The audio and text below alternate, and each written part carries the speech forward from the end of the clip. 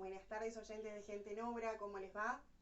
Bueno, otro miércoles que me toca hacer el programa sin Gustavo. Gustavo está con unos problemitas de salud nuevamente, lamentablemente.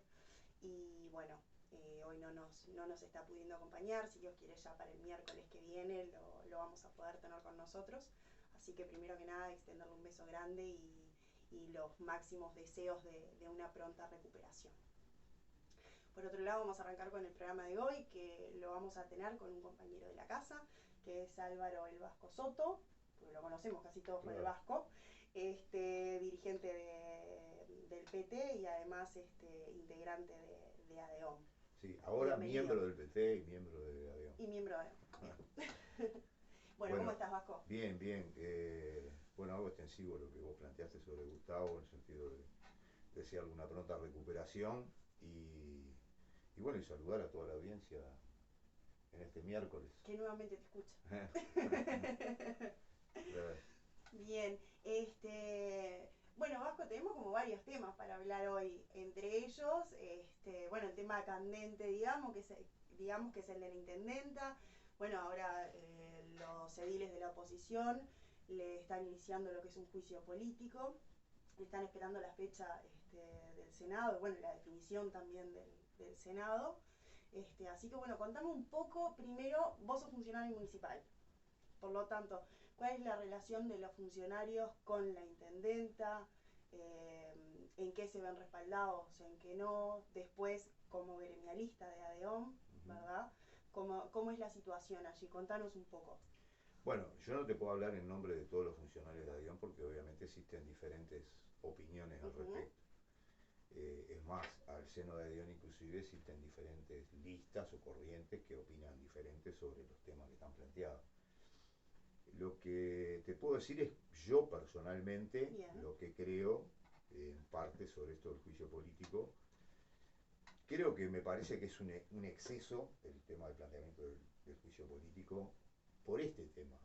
Quizás de repente por otros temas podría haber la necesidad de que la intendencia fuera convocada a la Junta, diera explicaciones. Por ejemplo, sobre la CAP. No solo sobre este periodo, sino sobre varios periodos atrás, porque nosotros tengamos en cuenta de que Benito Rocio, que era el Sur, ¿no? Que fue una tercerización o privatización de la limpieza de Centro y Cordón en la época del gobierno Colorado, o sea, antes del 90, eso duró hasta el 2004, ¿no? Es decir, que tuvo revalidación bajo el gobierno de Vázquez y después bajo otros gobiernos, el de Arana. En el 2004 recién se baja Sur, que era la empresa de Benito Rocio, que es una transnacional argentina, ¿no? Importante, que tiene inversión en la construcción y todo lo demás, y viene Capteima. Del 2004 a la fecha no hubo una licitación pública para renovar la, es decir, la permanencia de Capteima. Hubo renovaciones de contratos con Ujú. varias excusas.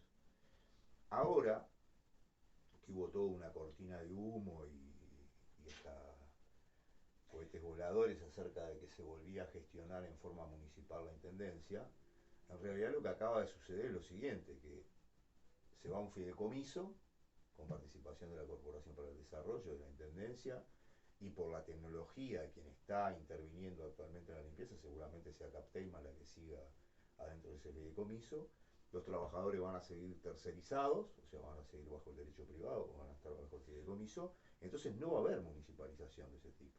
Entonces se habló de una municipalización que no es tal, y debería haber una explicación de cuánta plata viene gastando la Intendencia sobre esto, ya que las propias direcciones de desarrollo ambiental han reconocido que Capteima cobra 12 millones a 14 millones de dólares por año, o sea que no es una plata menor, no es No para está una claro. compra directa ni para una adjudicación directa de nada. Entonces me parece que esos Ni para una temas, renovación de contrato, ¿no?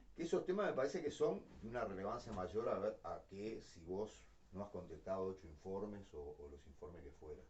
Que no me parece mal, Ujú. digo que se le exija, pero no me parece que amerite a un juicio político, cuando inclusive en otras intendencias ha pasado algo similar o peor desde el punto de vista de los informes. Es más, ha pasado inclusive de las del mismo partido que inicia el juicio político contra COSE. En este sentido quiero ser bien claro que no se trata de una defensa de COSE ni de su gestión, porque considero que COSE participa de un programa en común con intendentes de la coalición, que es la precarización laboral, y ahora me refiero al problema de la relación con los trabajadores municipales. Es decir, y esto es una política también de ADION, no solo mi planteamiento. O sea, han impulsado durante este periodo los planes ABC, los jornales solidarios, que son una precarización laboral violatoria de los derechos laborales que tenemos los trabajadores, y es por hacer tareas municipales. No es por, o sea, por hacer alguna tarea que no está inscripto dentro de la descripción de tareas que corresponden a las intendencias. Es por hacer tareas municipales. Al extremo que hay convenios que están, hay contratos que están establecidos para que duren menos y que el trabajador no genere derechos legales que están establecidos, que son el derecho al seguro paro, el derecho, digamos, a la continuidad laboral.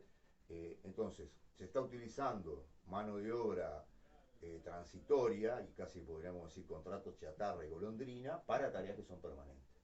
Y en ese sentido nosotros creemos que no hay una gran diferencia entre el centro izquierda o lo que se puede decir la coalición de derecha con respecto a esta política. Más bien hay un programa común, porque todo esto lo votaron en el Senado de común acuerdo, como una política de inclusión, cuando es una política de inclusión, pero sin derechos. Es decir, es un plan ABC que le falta la D, porque los derechos no existen. Es decir, los derechos están excluidos de los trabajadores que se dice quieren incluirse. Esto es una parte de la política laboral con los trabajadores. Otra parte son los becarios y los pasantes también, que significan un gran ahorro para la intendencia, porque hay muchos conquistas que tienen los trabajadores municipales y derechos que tienen los trabajadores municipales que no se les paga, y que hacen tareas también de carácter permanente, no son transitorias. Pero no los son de becarios son un apoyatura. contrato a 1 año o 2. Un año con opción a 2, es una prestación que la UDELAR hace de mano de obra a cambio de la beca, que la Intendencia paga. ¿Y la beca de cuánto es más o menos? ¿Cuánto está cobrando cada becario municipal al día de hoy? Aproximadamente. No llega a 20.000 pesos. ¿Y trabajás 6 horas? 6 horas. Creo que 5 horas.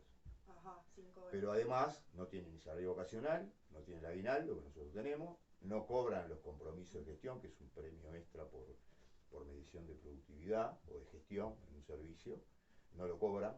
Entonces quiere decir que la Intendencia ahorra un montón de dinero y violenta un convenio colectivo que establece que a igual tarea, igual remuneración. Es decir, viola un principio que da lugar a todo el derecho laboral y a las convenciones colectivas, que establece que el trabajador en el marco de un convenio colectivo realiza una tarea y tiene derecho a cobrar lo que está pautado como cobro de esa tarea. Entonces me parece que este es un aspecto central de lo que debería debatirse públicamente, porque los vecinos de Montevideo hacen un aporte a la Intendencia, alto, ¿no? Tributan a la Intendencia, y por lo tanto deberían tener una explicación de en qué se van los recursos de la Intendencia. ¿Se van en contratar trabajadores o se van en el carácter parasitario que tiene el capital adentro de la Intendencia a través de sus contrataciones?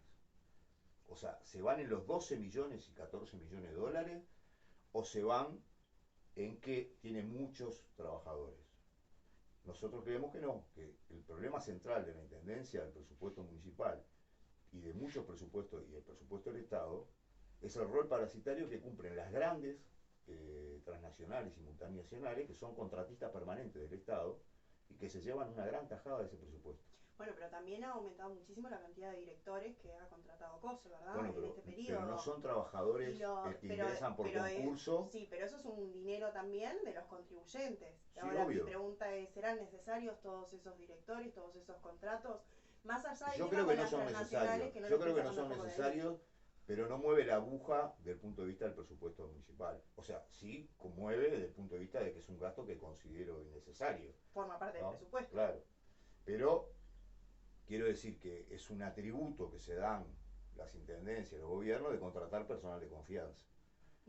Y los contratan como personal de confianza. No son directores ni de carrera, ni son trabajadores que entraron por concurso o por un llamado abierto y hicieron una carrera. son trabajadores que son designados directamente y políticamente. Claro, pero y por ejemplo, ¿no? ¿Vos cuántos años tenés en la intendencia?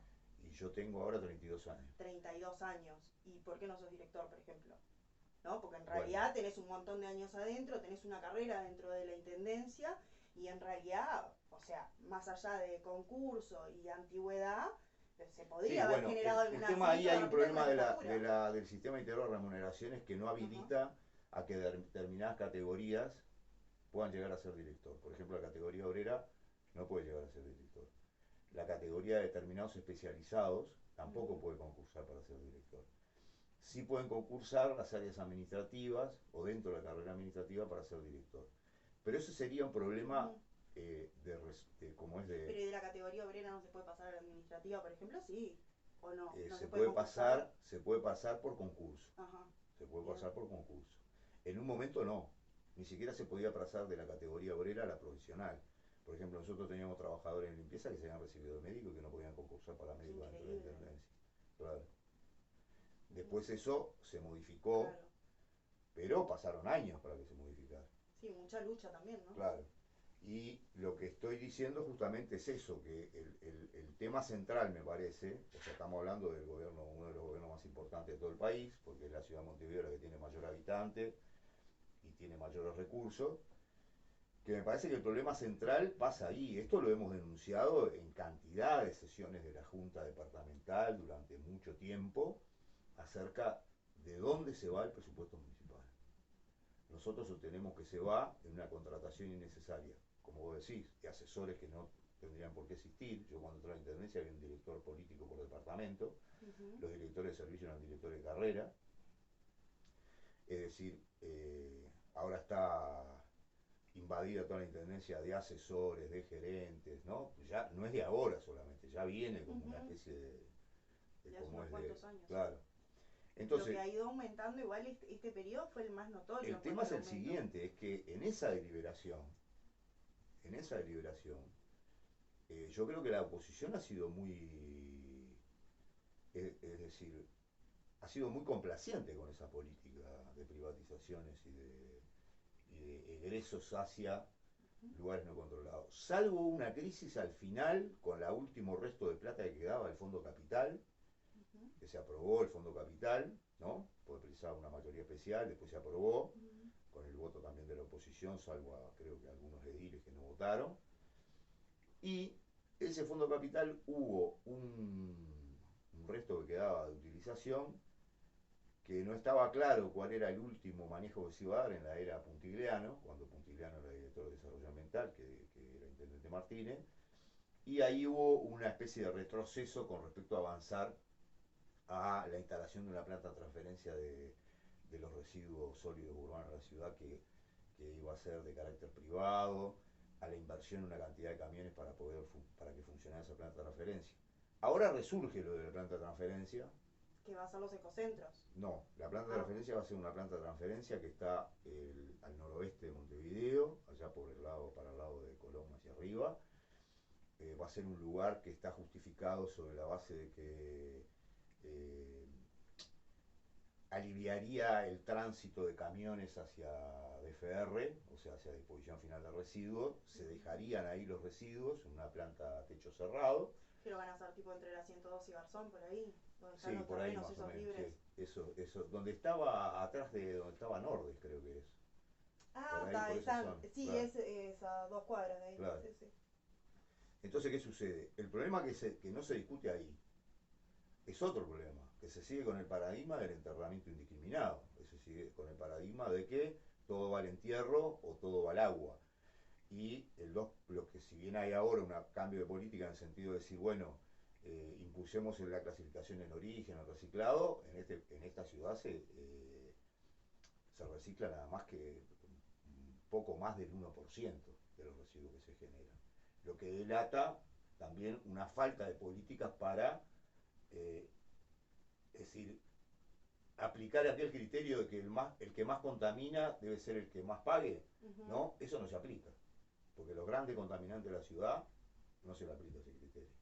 Se sigue usando el envase no retornable, se sigue usando una cantidad de políticas empresariales que son de contaminación y la que termina pagando toda la ciudad. Entonces me parece que ahí hay una serie de discusiones importantes sobre el problema de la gestión municipal y tiene que ver con lo siguiente, o es la defensa de la calidad del trabajador municipal y sus condiciones de trabajo y su salario, y la defensa del vecino sobre la gran contaminación de la ciudad que no está originada por el vecino. O sea, el vecino puede tener una responsabilidad, pero es menor en relación a la cantidad de residuos urbanos sólidos que se generan en la ciudad. Entonces, creo que sobre eso habría que abrir una deliberación política, porque esos son los problemas importantes que atraviesan la vida de la ciudad y la vida de muchos trabajadores, ¿no? Es decir, si los trabajadores de ABC tuvieran otras condiciones de trabajo, tuvieran una continuidad laboral, seguramente las actividades que podría haber en relación al tema de limpieza serían de otra magnitud. Porque todas esas actividades las hizo durante décadas la Intendencia. El barrido municipal es una cuestión de la Intendencia. Es más, hasta en el periodo de Ehrlich hubo cierta remunicipalización del barrido. Entonces, quiere decir que desde la Intendencia se alimentan una cantidad de ONG tercerizadas, empresas privadas, que no aparecen bajo un control muy estricto, ni por el legislativo comunal, ni por el ejecutivo comunal.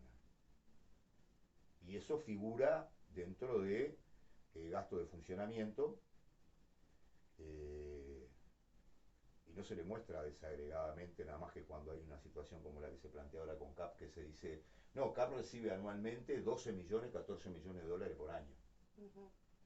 Entonces me parece que ahí está el punto neurálgico del tema de la Intendencia, y qué deberían plantear los trabajadores y los vecinos frente a esta situación, ¿no? Y vos decís que lo mejor entonces en este caso sería remunicipalizar Sí, esta obviamente, situación. obviamente. Obviamente remunicipalizar. O sea, ¿cuál es el beneficio de que haya un mediador entre el trabajo que necesita, o sea, que es necesario para una tarea y el recurso que tiene la Intendencia? En algún momento podría decirse, bueno, la tecnología. Bueno, pero adquirimos la tecnología o hacemos algo a plazos determinados.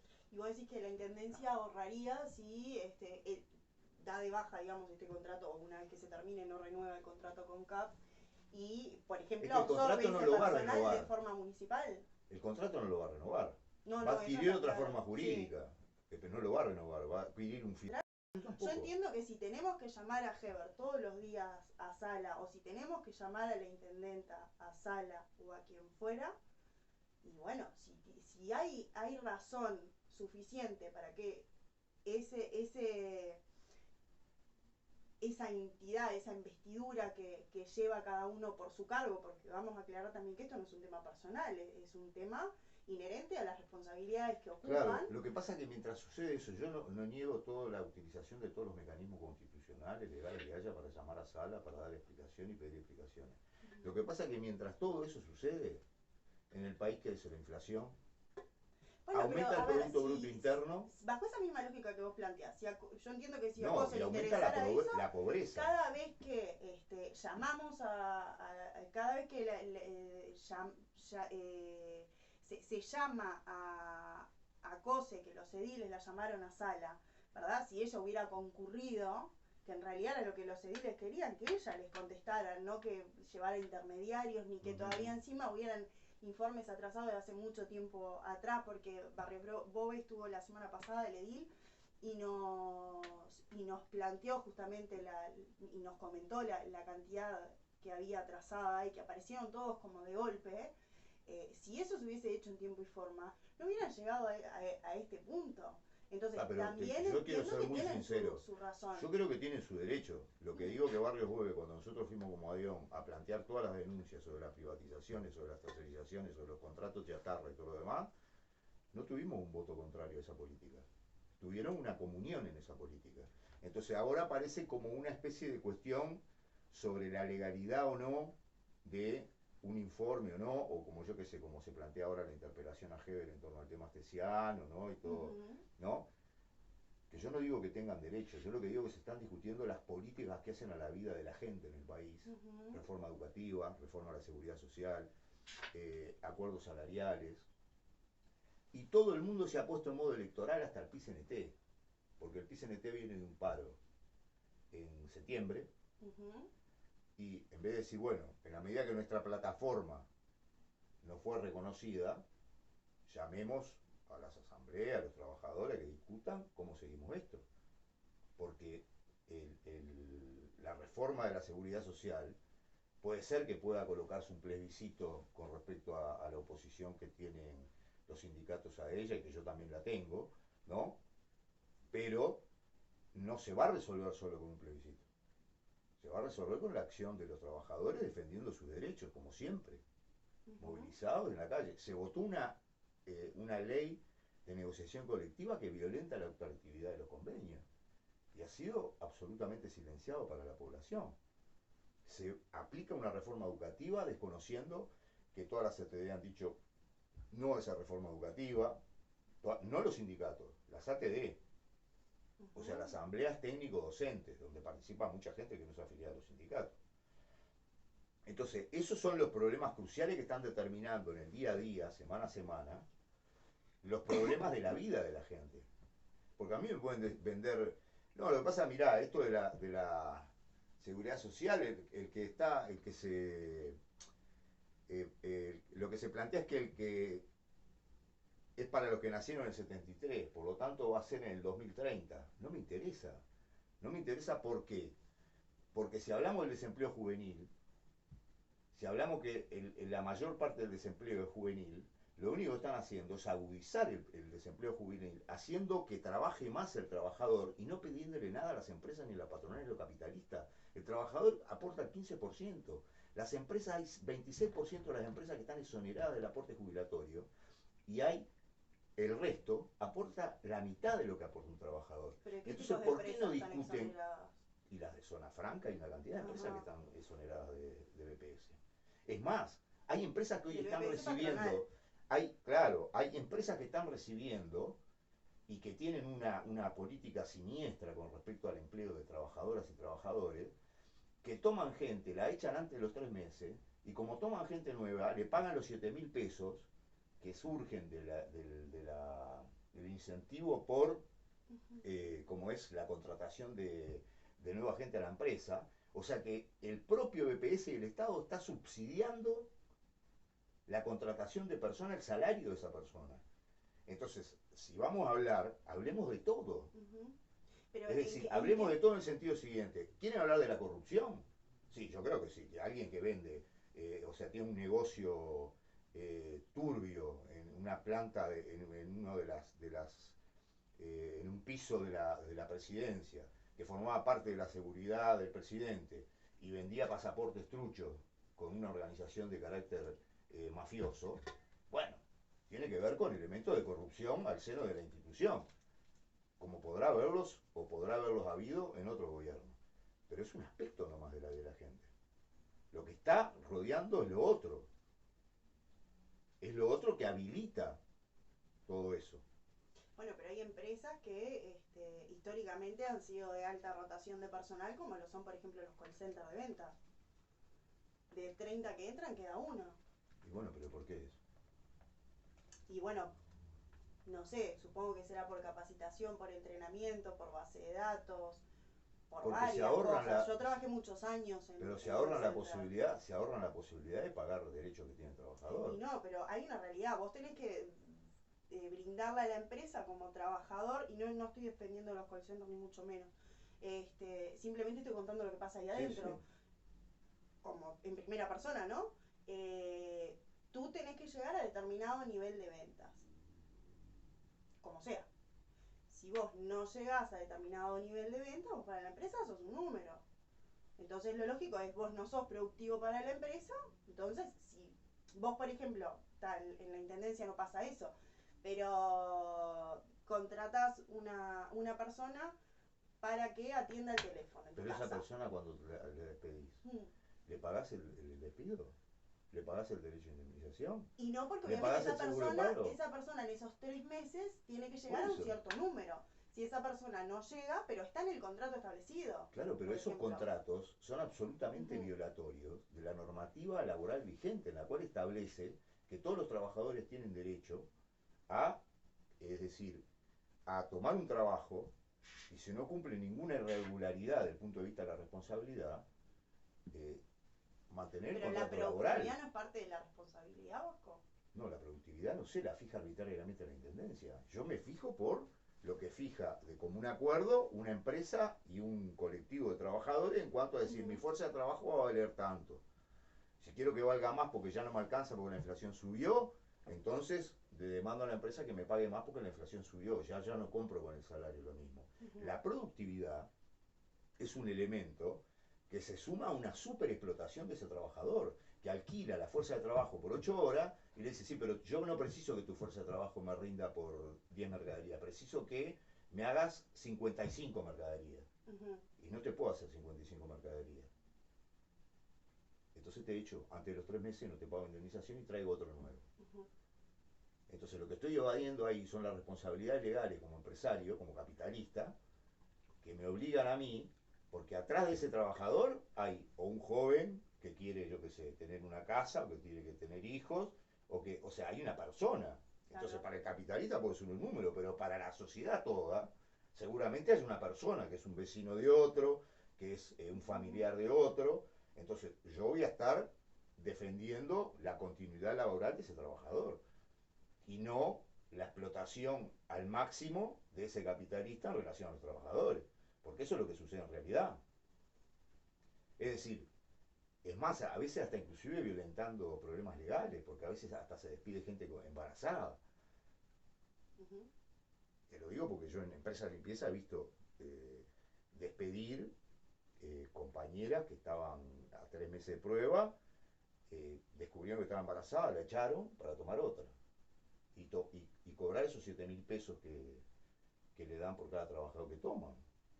Entonces te das cuenta que el grado de criminalidad que existe en la relación laboral entre la clase capitalista y los trabajadores no puede ser no ventilada en la sociedad y no discutida por quienes se reclaman democráticos, defensores de los derechos laborales, de los principios de los derechos humanos.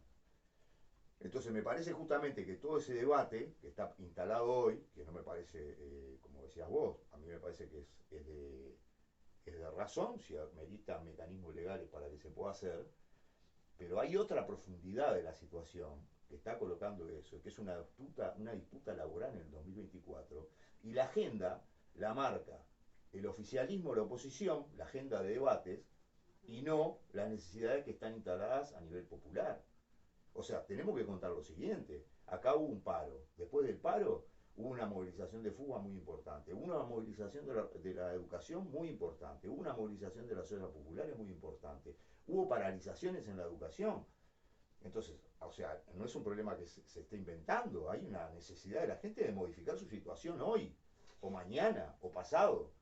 Voy a aprovechar que te tengo porque nos surgió una duda hace un par de programas con Gustavo. Vos sos docente, ¿verdad? Sí, Los estudiantes también están haciendo paro. en algunos centros, en otros que A no vos no están te ha tocado en organizados, la no. UTU. En algunos centros que están organizados, sí. En UTU, algunos centros que están organizados, sí. Han Y en la acompañado tuya, la por ejemplo, ha paralización. pasado. Más que nada en la Figari, no donde estoy yo. No, ¿dónde Que estás vos? no hay un núcleo estudiantil tan. Han adherido a las paralizaciones Algunos algunos docentes. sectores estudiantiles, Ajá. pero los docentes, no, los Claro, docentes porque viste que particular, digo, los docentes, los alumnos hacen paro, entendiendo que ese paro va a llevar a que, por ejemplo, reformen el liceo, como me llegó un caso conocido, y en realidad lo que pasa es que los docentes, como ellos hacen paro, no les pasan lista, por ejemplo. Y la realidad es que, por ejemplo, tú sos sindicalista de ADEOM o docente. Si tú faltás porque estás haciendo paro, el día se te descuenta, por ejemplo. O sea, obvio. tenés tu consecuencia a tu reclamo. Entonces, ¿vos creés como profesor que está bien que los chiquilines hagan el paro y no tengan consecuencia como sí tienen los trabajadores? Bueno, lo que Porque en pasa es realidad que la consecuencia de la el falta derecho también tiene que gremial, ver con que muchas veces de repente los chiquilines dicen, sí, voy a ocupar el liceo o voy a hacer paro en el liceo, y los padres ni siquiera saben si efectivamente están en el liceo o no, porque también hay un tema de no, seguridad. ahí en ese caso, las autoridades del liceo del centro tienen que informar a los padres de que no se están dictando clases y que los chiquilines están en una medida gremial. O sea, vos decís que ahí la dirección de los administrativos tendría que llamar padre por padre y avisarle. Y en general pasa eso. Pasan cuando falta un profesor y se van anticipadamente de su horario de clase, los agentes tienen que llamar a la familia, si son menores, ¿no? No si son mayores. Ujú. Si son menores, tienen que llamar a la familia y avisar de que el estudiante se fue de la institución. Y eso pasa en la UTU donde vos trabajás entonces. Sí, en la UTU donde yo trabajo y en todas las UTU. Es decir, es un mecanismo porque es de una Ujú. forma de liberarse la responsabilidad de la institución, de que no pase algo en la calle y la institución y la familia esté creyendo que el estudiante está en clase. Yo fui estudiante del liceo Ujú. público y en los primeros años sí pasaba que teníamos un cuaderno de comunicados, pero después hice el IVO, hice el BAUSA, siendo menor, y en ninguno de los dos lados, por ejemplo, llamaban a mis padres para avisarles, mire que el profesor se fue y Fiorella se retira antes. Nunca. Bueno, No había ningún tipo de comunicación. pero es lo que debería pasar desde el punto de vista inclusive de la propia salvaguarda de la institución. Porque a Claro. vos te pasa algo en la calle y tu familia no sabe, la institución está en un debe por no haber, o sea, es decir, la institución toma tu protección como menor mientras Ujú. estás ahí. Claro. Cuando no estás ahí, avisa a la familia de que ya no estás ahí. Claro, pero si Ese por es el ejemplo el mecanismo. profesor ni siquiera dijo el alumno no está, o Bueno, el pero eso no alumno lo sé, yo está. te digo, yo, de No, los no, años que tengo en por eso general, te digo, por es este el caso que, mecanismo que activa. De claro, hace pero 16 años que el yo caso digo. que tengo, que es muy cercano, Ajá. pasa eso, Bueno, puede haber un caso, yo que sé, que que no hubo se una sabe. omisión, ¿viste? Pero te quiero decir que el mecanismo que Ujú. existe es ese. Ahora, si Claro. hay una acción gremial, yo creo que los estudiantes, yo fui estudiante, estuve organizado gremialmente también, y creo que los estudiantes tienen derecho a la organización gremial, a pedir sus reclamos y a pedir lo que consideran necesario. Y creo que es un derecho a defender la libre organización gremial de los estudiantes. ¿Y por qué hace, por ejemplo, el Miranda es un liceo, para seguir con Mm. el mismo ejemplo, el Miranda es un liceo que desde hace 15 años está en exactamente las mismas condiciones? ¿Por qué no ocuparon hace 5 y ahora sí? No, pero hubo ocupación en Milán anteriormente. No, Hubo huelgas de la educación pero como ahora que anteriormente. son una al lado de la otra, no, Pero lo Vasco, que pasa es nunca. que quizás el que lo mira desde la política oficial la ve como que son muchas, pero yo te voy a decir que la huelga en la educación, el 2013 hubo una huelga de la educación y el 2015 otra huelga de la educación, Pero que tuvieron llevó ocupado un día o dos. con Marita Muñoz diciendo de que declaró la esencialidad. No Entonces recuerdo. no es un problema de que es porque este gobierno o por el otro, no, es un problema porque hay un reclamo y el reclamo Ujú. sigue instalado igual o peor. Entonces ese es el problema. Entonces el problema es que la oposición, como te digo yo, el gobierno y la oposición quieren fijar una agenda electoral de pasarse cuentas Ujú. y no colocar el problema central, que es la discusión sobre la reforma que se están llevando adelante desde hace décadas, de gobierno de derecha y de gobierno de centro izquierda, porque las AFAP vinieron antes. Ujú. El movimiento obrero estuvo siempre contra las AFAP. Después, ¿viste? Uno podrá Que decir, fue el movimiento pero de los estuvo omiso, cincuentones y todo eso. omiso. No, no, pero Ujú. cuando se instaló las AFAP, antes no había AFAP acá, no Ujú. había jubilación privada. No. Habilitaron las AFAP a partir de una reforma previsional. Una reforma previsional que se instaló bajo el gobierno de Sanguinetti, creo que fue, y después siguió bajo los demás gobiernos. Y dijeron que la iban a sacar, de la misma forma que dijeron a la Intendencia que iban a sacar la privatización de Centro y Cordón Sur, y nunca la sacaron de la limpieza. Ujú. Entonces, por eso te digo que hay un programa común que no tiene que ver con los trabajadores. Entonces ahora el problema es que, ¿dónde se coloca el PCNT frente a esto? Que sería la organización Ujú. Que defienda a los que trabajadores. debe defender a los trabajadores no en términos electorales, Ujú. sino en términos concretos de la vida real, de la vida cotidiana, no cada 5 años. Ujú. ¿No? Porque cada 5 años es muy fácil decir vamos a hacer esto, vamos a hacer lo otro, lo demás. El problema es de la vida cotidiana. Cuando se plantea el problema de la vida cotidiana, después de que el 15, el 9 creo que fue, que hubo el paro general, ahora se reunieron para decir que van a hacer un congreso del pueblo para levantar un programa alternativo de un bloque para los cambios. Otra vez, Ujú. el mismo refrito de siempre, cuando lo que está instalado acá es una lucha concreta de Ujú. la gente contra la reforma educativa, contra la reforma de la seguridad social, contra los bajos salarios, contra el aumento de la pobreza. la vivienda, el tema de las ollas populares. Entonces, ese es el ¿Cómo el problema tema clave. de las ollas populares? Pues el tema de Claro, las hay ollas cada vez más ollas populares, populares, hay cada vez más gente pero ¿y comiendo si, pero ¿y si el MIDE está yendo a controlarlas y las ollas ni siquiera existen en las direcciones que le pasó no sé puntualmente, la coordinadora popular y dicen que solidaria? hay No sé. 8 que no existen, pero tampoco dice cuáles son esas Sí, 8. dijeron cuáles eran las 8. Bueno, pero te quiero decir, el debate es el MIDES. En realidad las ollas populares existen porque el Estado no asumió el rol que debería asumir. Primero que nada, darle trabajo a la gente, Sí, ¿no? O sea, ajá. generar trabajo. Es decir, si para generar trabajo tiene que pagar el capitalista el crecimiento del Producto Bruto Interno, reduciéndose su ganancia, lo tiene que hacer. Lo que pasa es que la política de este gobierno es apoyar a los mayaboros. Ujú. O sea, es apoyar a los exportadores, el Producto Bruto Interno crece, pero nunca derrama. Claro, la oposición dice lo mismo, que me voy a decir, sí, la oposición dice lo mismo, pero no organiza ninguna lucha para que derrame. Espera hasta el 2024 a llegar un gobierno sobre la base de los cadáveres que se van juntando, de la desocupación, de la baja salarial, de la precarización social. ¿Se entiende lo que quiero Ujú. decir? Es decir, hay una jugada en modo electoral y no en función de atender las necesidades inmediatas e históricas también de la gente, ¿no? Porque obviamente que atender esas necesidades inmediatas implica transformaciones históricas. Es decir, transformación histórica significa decir, yo te voy a poner un impuesto a las grandes ganancias que tenés.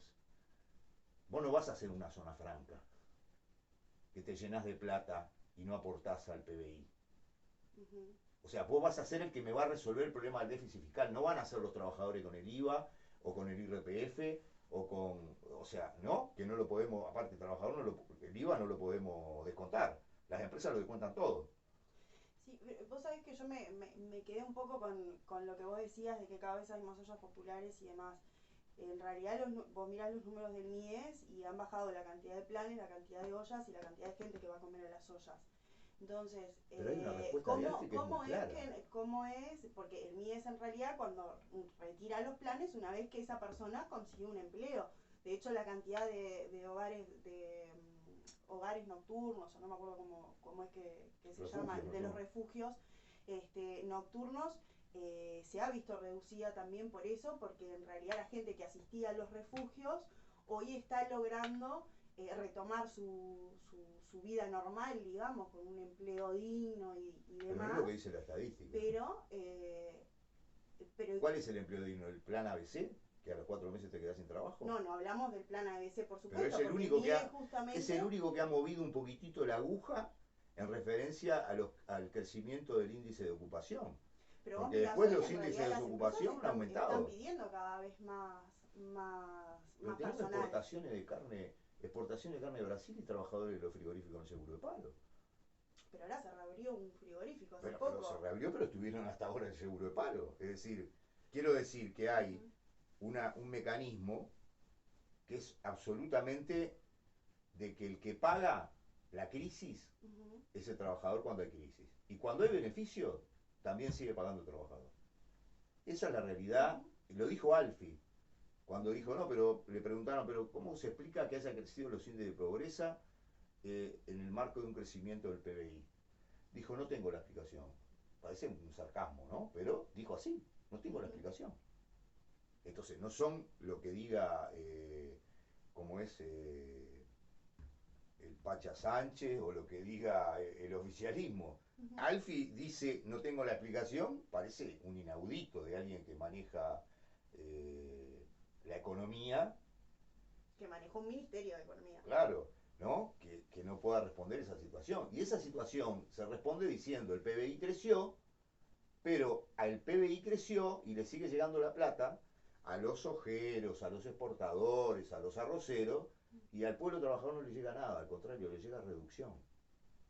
Le llega, vas a tener que trabajar más años para poder jubilarte, porque el problema que demográficamente nosotros tenemos, como es una población vieja, claro, pues, si vas a seguir teniendo una población vieja, si las jóvenes no consiguen trabajo, muy difícil puedan constituir un hogar y tener hijos, Ujú. muy difícil. aparte, ¿cuál Claro, sería pero el esto de la mecanismo? población vieja viene de larga data, ¿no? Porque en realidad son los que ahora tendrían que estar trabajando, que no Sí, los claro, tenemos. pero en la época de un desarrollo industrial del país, era muy difícil concebir parejas sin hijos.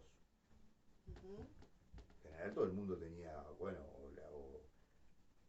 quizás había otra división de trabajo, ¿no? Porque la mujer de repente estaba más en la casa, pero había obreros textiles que tenían hijos, estaban inclusive se conquistó la ley para el amamantamiento en la fábrica, ujú. había cantidad de Sí, esa trabajadores, la de miles y lactancia, miles y todas miles las de empresas. trabajo que tenían trabajo en fábrica, en empresa. Eso lo liquidaron todo. Lo liquidaron todo. Ujú. Se pusieron de socios menores de las grandes transnacionales, esa gente. Vasco, Sí, vamos cerrando que ya estamos sí, sí, pasados ya de estamos hora, le repasados. agradecemos Nos a van la a, radio nos la van a, generosidad nos de van a que nos cobrar está tiempo regalando tiempo unos y minutos medio por más. lo menos nos van a cobrar. Bueno, Vasco, ¿algún comentario para cerrar? Que hay que organizar la lucha contra la reforma de la seguridad social por las reivindicaciones de los trabajadores, salario, contra la reforma educativa, y hay que movilizarse para conquistar las cosas ahora, no hay que esperar al 2024. Vasco, te agradecemos Bueno, mucho. Bueno, te agradezco yo y te sí, agradezco en nombre de Gustavo que nos está hayas bien. acompañado No, no, en el gracias a día de hoy. ustedes y bueno, y Y un bueno, saludo a toda la audiencia podemos también. ya dejar esto medio fijo de que una vez al mes te das una Claro, sí, vuelta sí, y ahí nos vamos poniendo a tiro. nos vamos poniendo al día. Bueno, muchas gracias. No, Un gracias beso a ti. grande, Gustavo. Esperamos que si Dios quiere para el miércoles que viene ya estés con nosotros. Y bueno, oyentes, gracias por acompañarnos otro miércoles más. Nos vemos el miércoles.